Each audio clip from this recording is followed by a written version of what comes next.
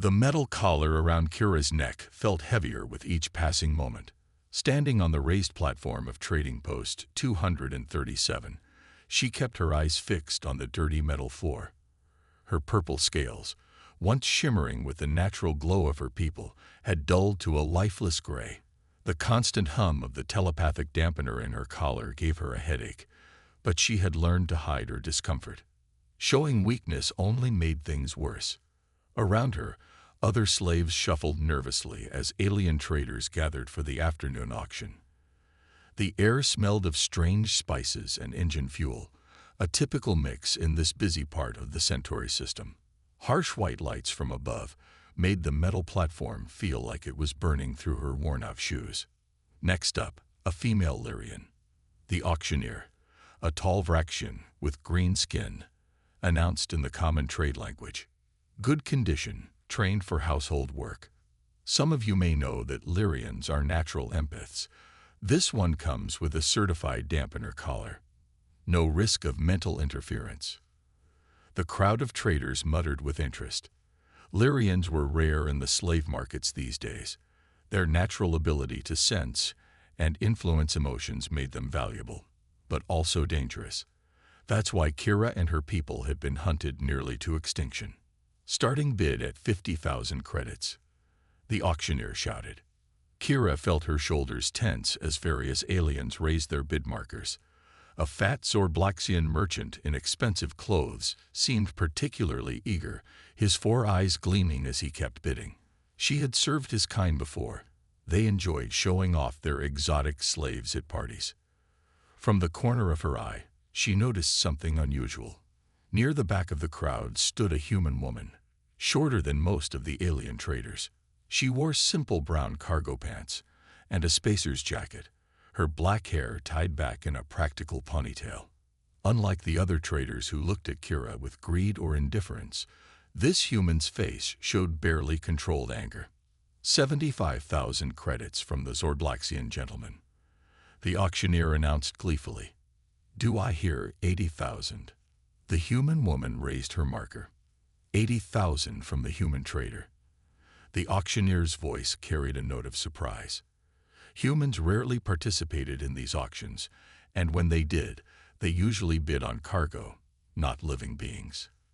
The Zorblaxian turned to glare at the human woman, clearly annoyed at the competition. He raised his marker again. 90,000 credits. The human didn't hesitate. 100,000 credits, she called out, her voice clear and firm. A murmur ran through the crowd. The price was already well above what a Lyrian slave usually sold for, especially one as seemingly broken as Kira. The Zorblaxian merchant huffed in frustration, but lowered his marker. Even he couldn't justify spending more on a single slave. Sold. To the human trader for 100,000 credits. The auctioneer declared, sounding quite pleased with the high price. As 2 guards led Kira off the platform toward her new owner, she finally dared to look directly at the human woman. Their eyes met for just a moment, and Kira saw something she hadn't seen in years: compassion. The human quickly looked away and began filling out the transfer documents. But that brief moment had stirred something in Kira's chest, a feeling she had thought long dead. Hope. She didn't know why this human had paid so much for her, or what plans she had in mind. But as Kira stood quietly waiting for the paperwork to be completed, she found herself wondering if perhaps this time would be different.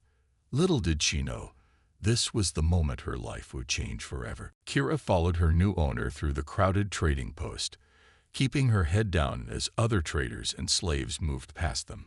The chains connecting her wrists clinked with each step, a sound she had grown used to over the years. The human woman walked quickly but kept checking to make sure Kira could keep up. Almost there, the human said quietly.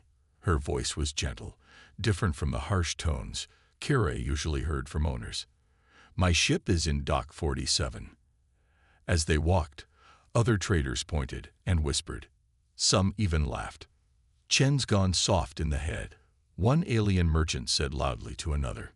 Paying that much for a broken empath. She'll never make her money back. So that was her new owner's name, Chen. Kira stored this information away, just as she had learned to remember every detail about her previous owners. Knowledge meant survival. They reached a small cargo ship painted dark blue with white stripes. It wasn't fancy like the merchant vessels Kira was used to seeing. The name Star Wanderer was written on its side in several languages. Once they were inside, and the door closed behind them, Chen did something that made Kira's heart stop. She reached for Kira's chains. Kira flinched, expecting punishment. But instead, Chen pulled out a key and began unlocking the restraints. "These come off first," Chen said firmly. The chains fell to the metal floor with a clang. And next, she reached for the telepathic dampener collar. Kira stepped back, her eyes wide with fear. The collar had been on her neck for so long, she barely remembered what it felt like to be without it. Without it, her natural empathic abilities would return. No owner had ever allowed that. "It's okay," Chen said softly. "I know you're scared, but you're not my slave, Kira. I didn't buy you to own you. I bought you to free you." Kira stared at the human, not understanding. In all her years of slavery, she had never heard of such a thing. "Why?" she whispered, speaking for the first time. Chen's eyes filled with tears, but her voice remained steady. "Because no person should own another person. What they're doing out there is wrong. My people, humans, we learned this lesson the hard way, centuries ago on our home planet. We swore we would never let slavery exist again." With trembling fingers, Chen unlocked the collar. It fell away, and suddenly Kira's mind expanded like a flower opening to the sun. Her empathic senses, long suppressed, rushed back. She could feel everything. Chen's sincere compassion, her righteous anger at the traitors, and underneath it all, a deep sadness for what Kira had endured. Kira's legs gave way, overwhelmed by the return of her abilities. Chen caught her before she could fall and helped her to a nearby chair. "Take it slow," Chen said. "I know it's a lot to process, but you're safe now. My name is Sarah Chen, and this ship is headed far away from here. You can stay until you decide what you want to do next. The choice is yours." Choice. It was such a strange word to hear. Kira looked at her hands, free of chains for the first time in years. She looked at the collar lying on the floor, no longer humming its painful tune. Then she looked at Sarah Chen, this human who had spent her savings not to gain a slave, but to free one.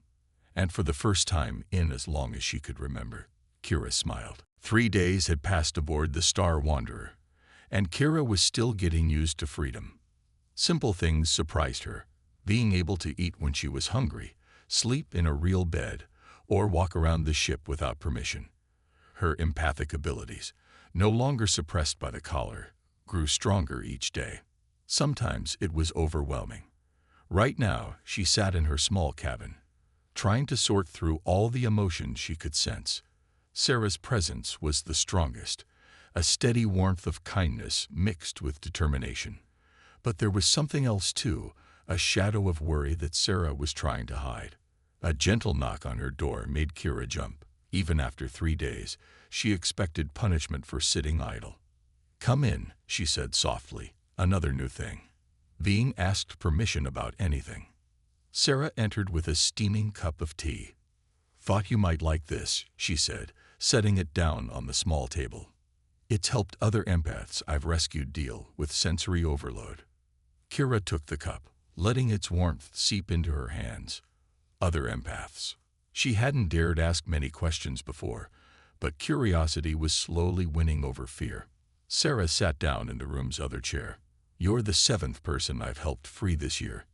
Not all were Lyrians, but each one needed time to heal."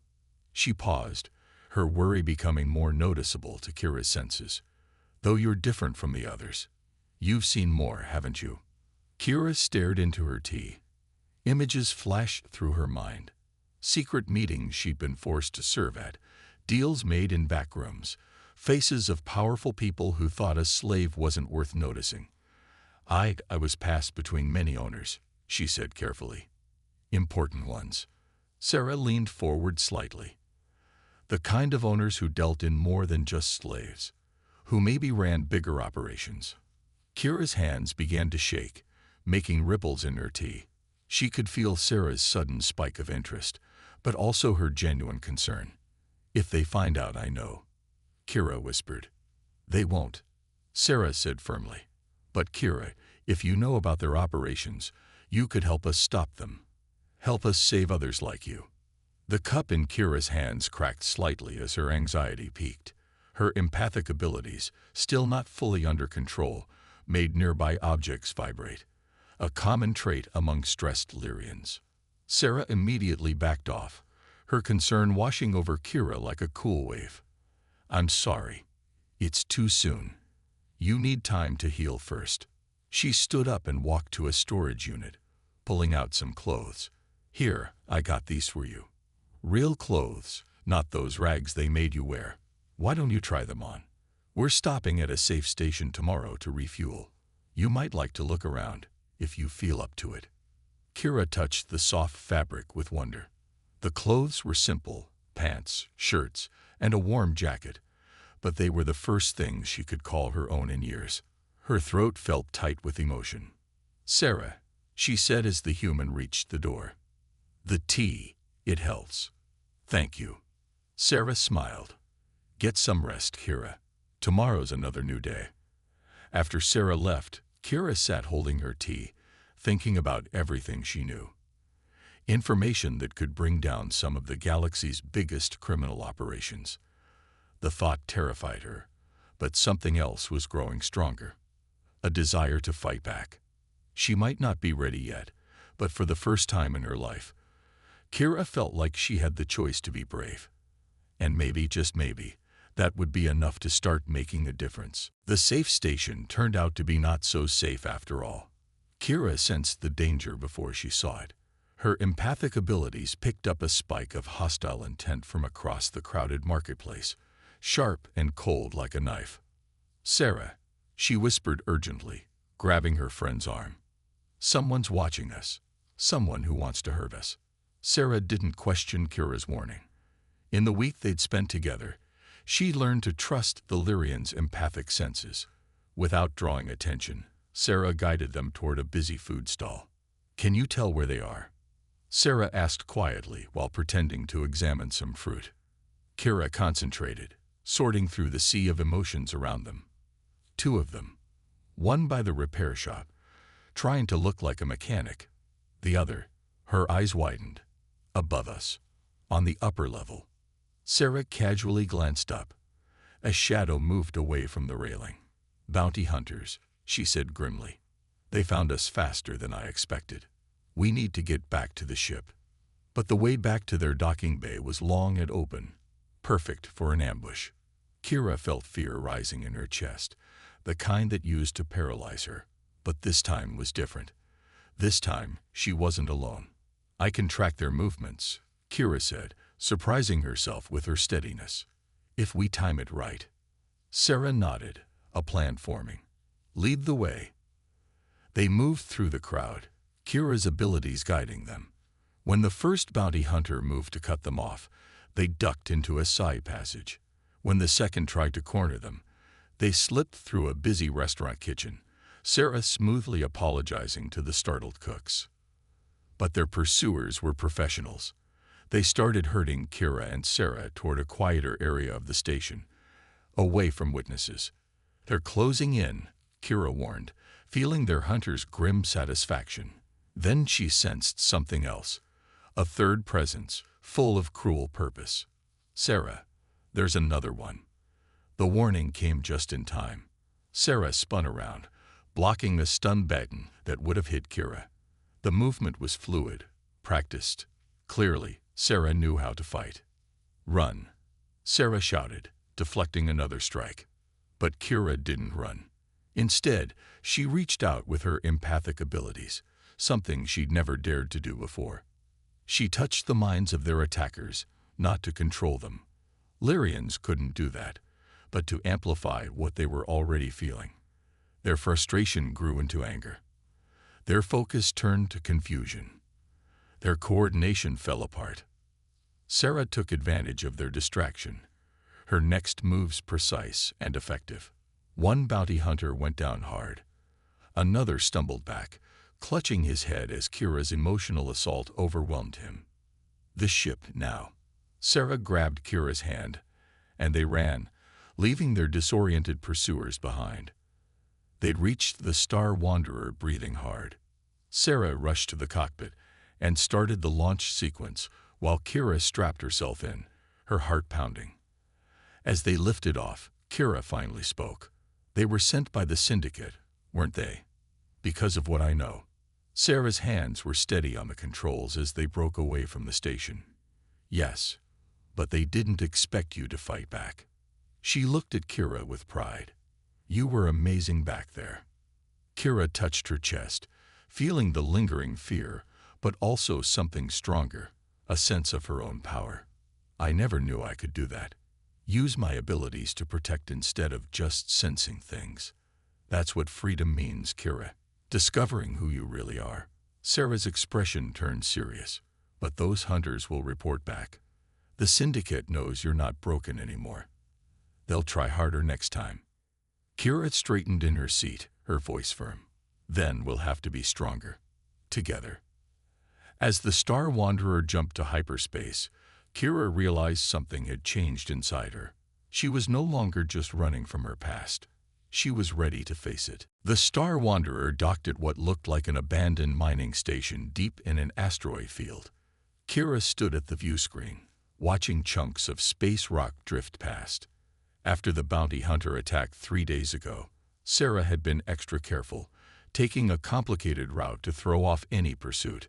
Home sweet home, Sarah said, powering down the engines. Well, one of our homes anyway. What is this place? Kira asked, noting how the station's exterior looked broken down, but its security systems were clearly active.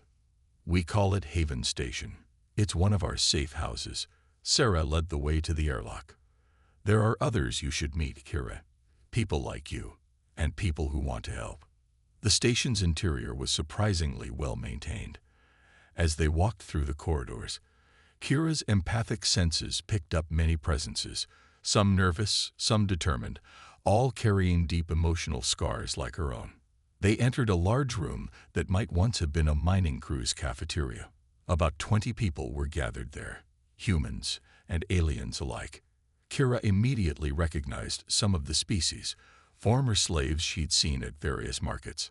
A tall human man with dark skin approached them, smiling warmly. Sarah, good to see you made it. He turned to Kira and bowed slightly. And you must be Kira. I'm Marcus. I help coordinate our operations here. Operations? Kira asked, still taking in the surprising scene.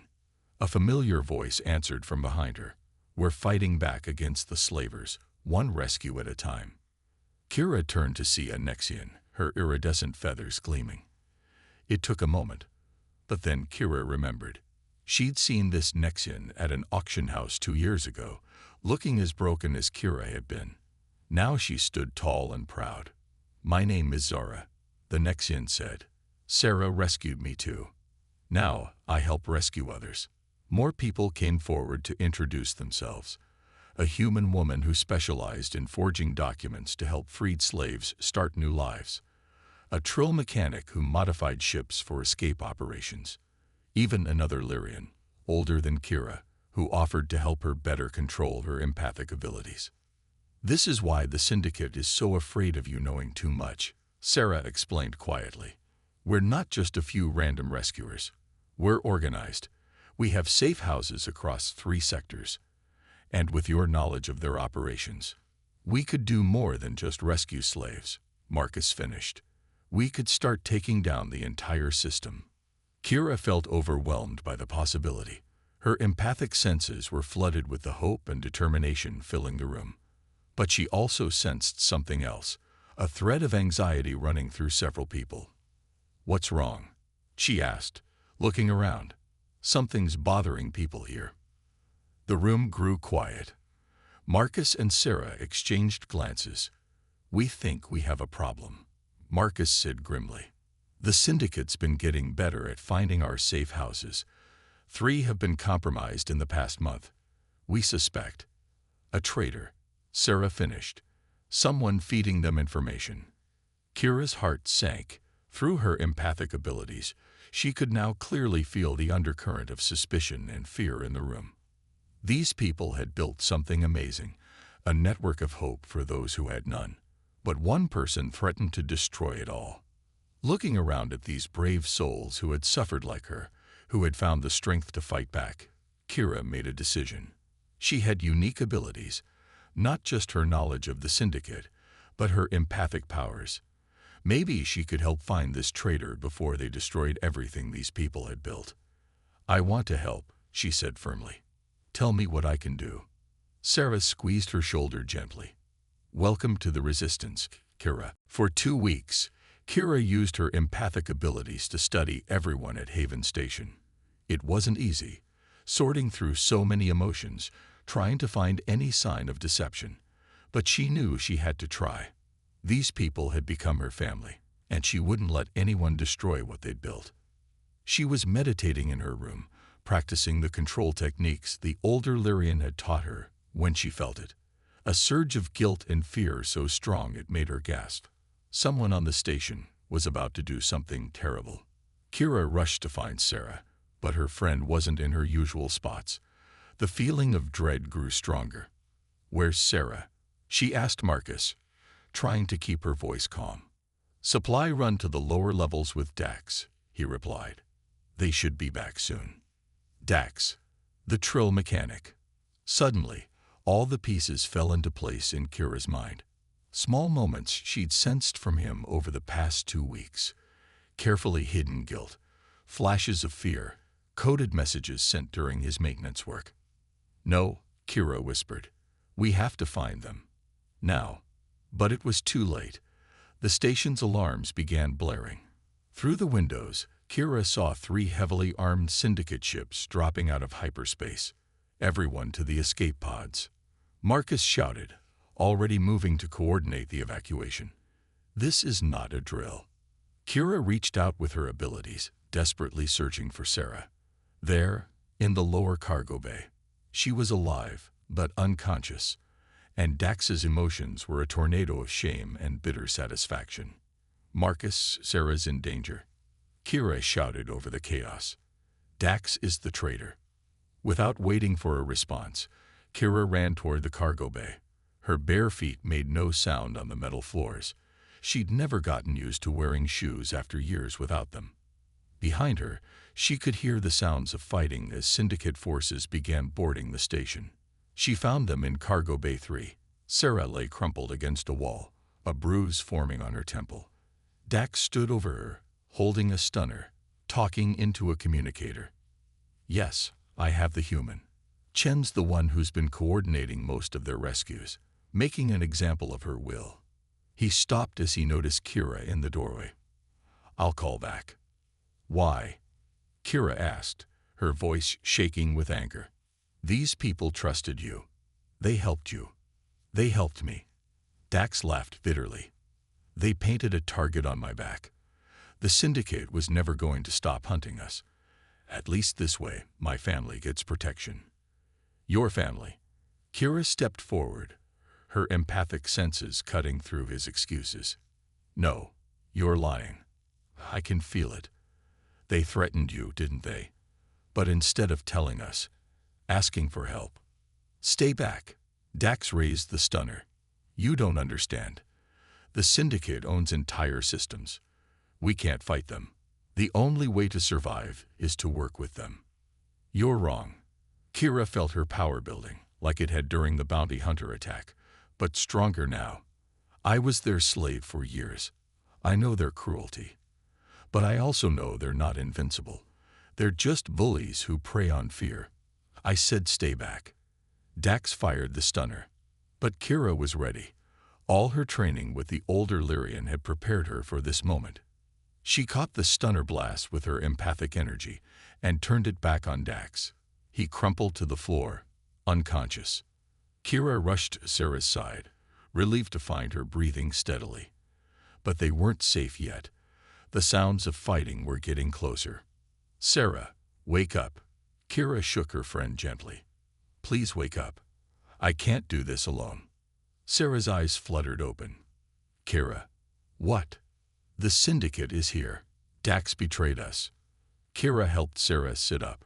We need to save our family. Sarah grabbed Kira's hand, squeezing it firmly. Then let's save them together. The station shook as another explosion rocked the lower levels.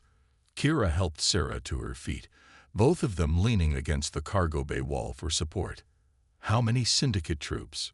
Sarah asked, checking the stunner she'd taken from Dax's unconscious body. Kira closed her eyes, reaching out with her empathic abilities. 3 teams.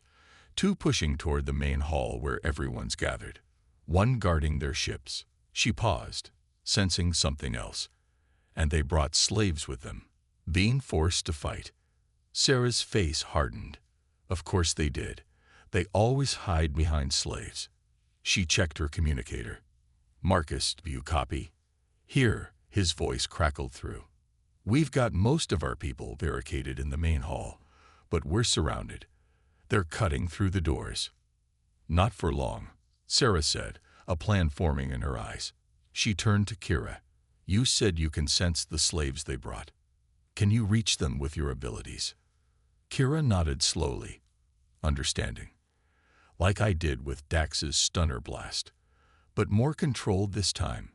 She took a deep breath. I can show them they're not alone anymore. They moved quickly through the station's maintenance tunnels, paths that Sarah knew by heart. When they reached a position above the main hall, they could see the situation below through the ventilation grates. Syndicate forces were at both main entrances, using enslaved fighters as shields while they cut through the doors. Inside, Marcus and the others had overturned tables for cover, but they were trapped. Ready? Sarah asked softly. Kira closed her eyes, reaching out to the enslaved fighters' minds. She didn't try to control them. No Lyrian could do that. Instead, she shared memories, her own rescue. The feeling of chains falling away, Sarah removing her collar, the warmth of finding a family at Haven Station. Hope, freedom, choice. One by one, the enslaved fighters began to lower their weapons. Some turned to face their syndicate masters with newfound defiance. Now, Sarah shouted into her communicator. The resistance fighters burst from the main hall, led by Marcus. In the confusion of the slaves turning against them, the syndicate troops didn't stand a chance. Kira kept her mental connection strong, supporting the freed slaves through their fear, showing them they weren't alone. She felt Sarah's hand on her shoulder, anchoring her as she pushed her abilities further than ever before. The third team, Kira gasped. They're running back to their ships. Oh, no they don't. Sarah grinned. She pulled out a remote control. Remember all those maintenance checks Dax did on their ships while they were docking? He wasn't the only one who could plant surprises. She pressed a button. In the distance, they heard the syndicate ship's engines powering down, their systems locked. The fight was over quickly after that. With their ships disabled and their slave fighters turned against them, the syndicate troops surrendered. Marcus and his team began securing prisoners while Sarah coordinated caring for the wounded. Kira knelt beside one of the freed slave fighters, a young Centaurian who was shaking with emotion. It's over, she said gently. You're free now. How? The Centaurian asked. How did you know we would help? Kira smiled, remembering her own first taste of freedom. Because I was like you once. Chained. Hopeless. But someone showed me that chains can be broken. She looked up at Sarah, who was helping another freed slave to their feet. Sometimes all we need is a chance to be brave. As the adrenaline of battle faded, Kira felt something new in the emotions filling the station. Not just relief or victory, but a deeper change. The Syndicate's power had always relied on fear and isolation, but they'd just shown that together, those chains could be broken. Sarah, she called out, we need to get this evidence to the authorities. All of it. Everything I saw when I was a slave.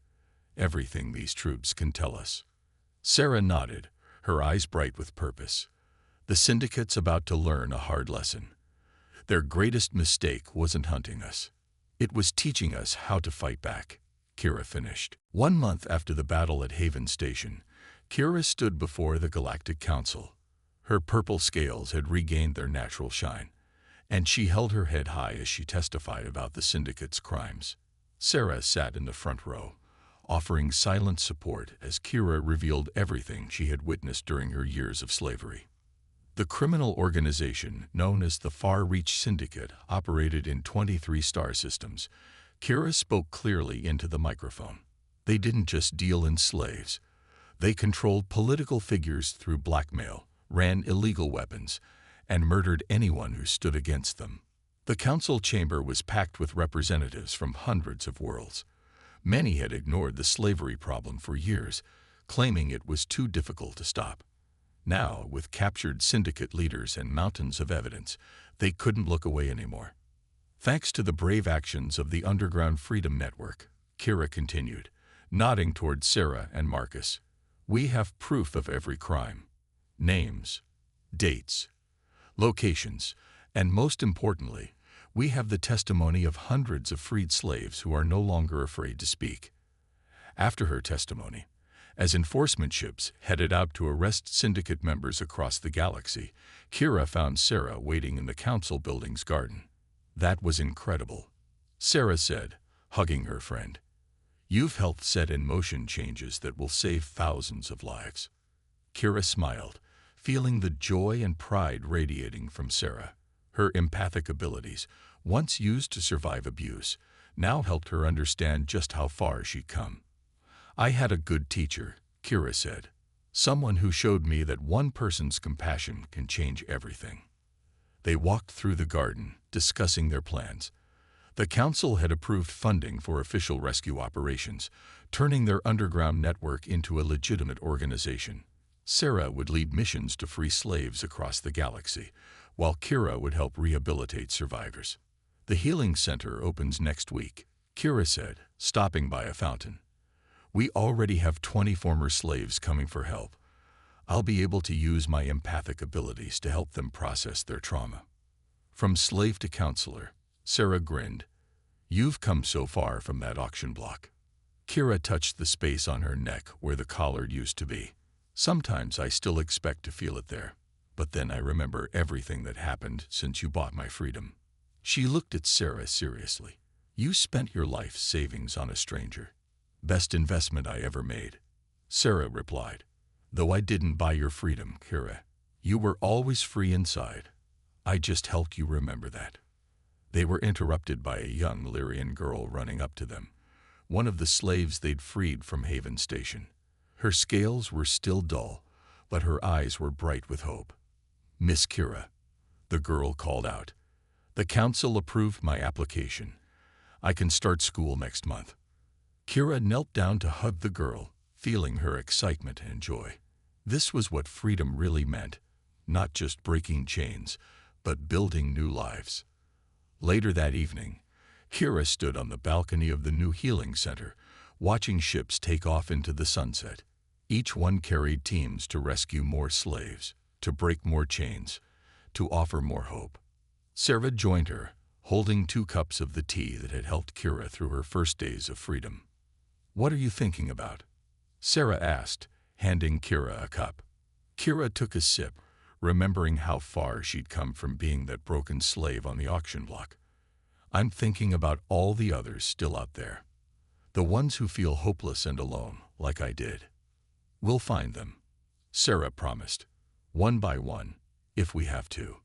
Yes, Kira agreed, feeling stronger than ever. And we'll show them what you showed me. That no chain is too strong to break, no night too dark to end. There's always hope.